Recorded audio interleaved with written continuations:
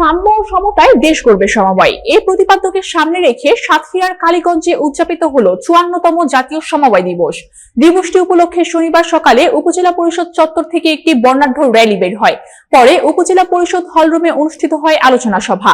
কালীগঞ্জ প্রতিনিধি আলমগীর হোসেনের ভিডিও চিত্রে বিস্তারিত। কালীগঞ্জ উপজেলার সমবায় কর্মকর্তা আকরাম হোসেনের সভাপতিত্বে প্রধান অতিথি হিসাবে বক্তব্য রাখেন উপজেলা সহকারী কমিশনার মোহাম্মদ মাইনুল ইসলাম খান। তিনি বলেন, সমবায় হচ্ছে উন্নয়নের অন্যতম ভিত্তি। সমাজের প্রতিটি স্তরে ঐক্য, সহযোগিতা ও ন্যায্যতার চর্চা গড়ে তুলতে সমবায় গুরুত্বপূর্ণ ভূমিকা রাখতে পারে।